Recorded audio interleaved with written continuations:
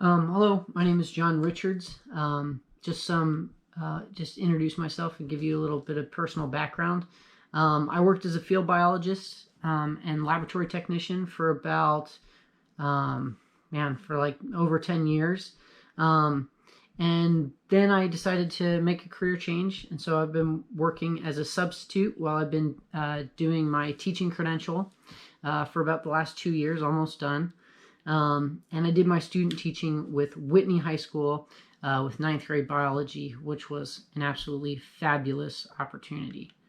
The research topic that I wanted to talk about or investigate was how can project-based learning benefit English language learners in a science classroom, because that's what I'm interested in. Why was I interested in this topic?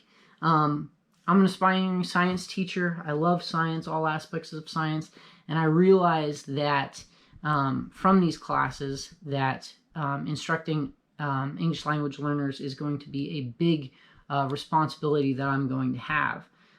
So I want to, kind of investigate how to effectively teach English language learners in a science classroom.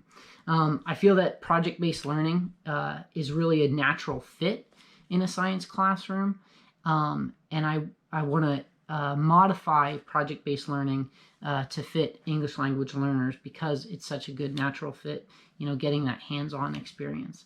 And project-based learning has worked really well for mainstream students. In my literary review, I read a few papers about that, but my question is, will it work for English language learners? So that's what I want to investigate. The research questions and how I'm going to collect data on them is, does project-based learning help English language learners to learn science? We're going to take some video recordings of the class and, make some observations and reflect on them through a professional learning community. And I'll talk a little bit more about that later. What aspects or methods of project-based learning are effective when teaching English language learners? So what specifically works well from the project-based learning model for the English language learners? And then lastly, we always want to take into consideration the students' approach, how the students feel about it.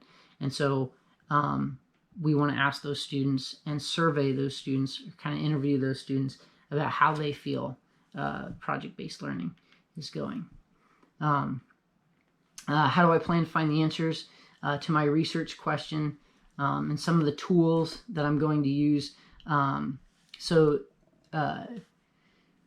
Teachers and researchers, we're going to meet as part of a professional learning community. I think that this is a good practice anyways, but for looking at English language learners and the impacts of how project-based learning is helping them, I want to meet with these groups of teachers in order to understand what's going on in their classrooms and kind of gather that data. I'll be collecting data from both the teachers and the students. We talked about those students' informal interviews a little bit before, but the teachers are going to be collecting data on their English language learners in their classroom, through videos and assessing their progress and things like that. And then we're going to review videos as well. Some of the resources that I used were a lot of experiences that I gained from my student teaching and as well as substitute teaching. I haven't worked with a ton of ELLs, but I've done a lot of science stuff. And so, kind of some things that worked that I felt really passionate about, like the project-based learning, is kind of where I got some of my insights from. The critical friend, I got some good feedback from them, but because each week is kind of like a hectic, usually it's kind of like too late, and then so I didn't really feel like the critical friend worked so well for me. I didn't really get a ton of input from that. But the NU library was great. This allowed me to find a lot of the papers that you would normally have to pay for or have a subscription to the scholarly journals in order to read. And having the NU library allowed me to just access all that stuff. So gave me, access to some really good papers that I learned a lot from. My methodology, this is a brief step-by-step process of what I'm planning to do. I'm planning to go out to the districts, get permission from a school district. I want to have this kind of be a district-wide thing, and kind of recruit teachers to participate. Hopefully that will be an easy thing to do. And what I'm asking them to do, I don't feel is too intrusive, and it should be kind of aligned with what they should be doing anyway. But then, so I'll get, a district, and so we have lots of different teachers within the district in science classrooms, all participating in this study. So we'll have a lot of data.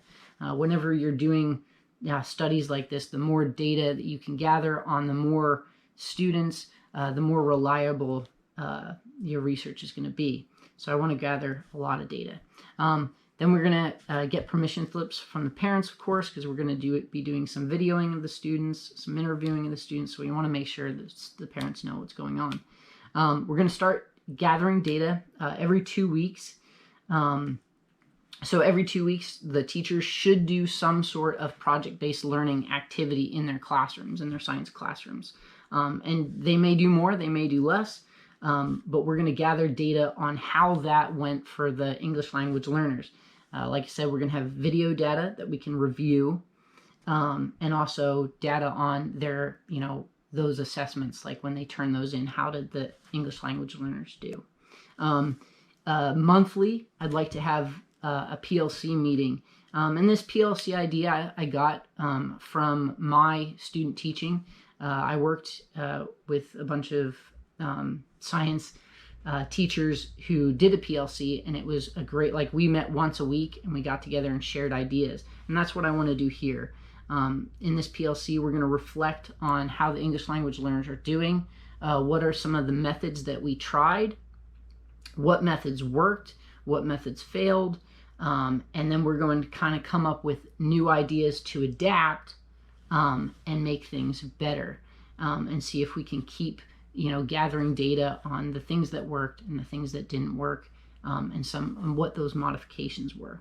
I would like to continue this for 4 months, so we'll meet with those PLCs about 4 times, and the teachers will submit their data every 2 weeks. So we'll have about 8 data collection points for each student, and there could be a range of students per teacher per class. So that could turn out to be a good bit of data. We're going to look for trends. Number 6, we're going to look for trends in the students' performance, methods and reports, and the student interviews. Collect all that data, kind of analyze it, and look for the trends. Then we're going to draw our conclusions, and once we draw those conclusions, we're going to use that to kind of ask new questions, and I hope to, kind of continue the study, focusing on those new questions to kind of just keep getting more data and getting a better idea of how project-based learning can benefit English language learners. If I could go back in time, what advice would I give myself about time management and organization?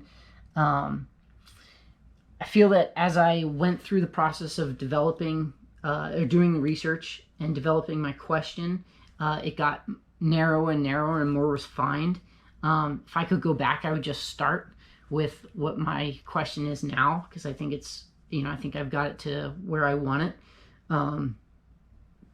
Excuse me.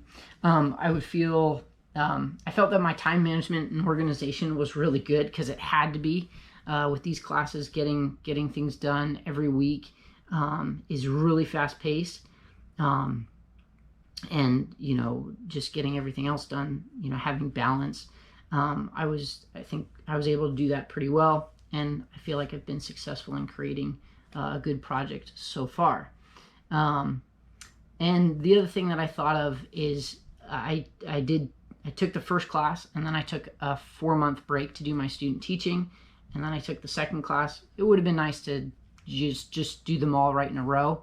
I think it would have been, better to just have that flow a little bit better. And lastly, what are my plans for my future after I complete my master's degree? So obviously my goal is to become a teacher and work in a high school or middle school teaching biology or life science. But really, eventually, probably any sort of science I would be happy with. I want to use my experience, from these classes and what I've learned, to positively benefit students in the classroom, and then also sharing the knowledge that I've gained and the experiences that I've had. But first off, I'm probably going to learn a lot from the other teachers around me, the veterans who have been doing this for a long time. And I've already learned a lot from my student teachers, quite a bit. And then, eventually I want to implement aspects of this study in my own classroom. And maybe once I've kind of gathered some data on that, then I can then present that to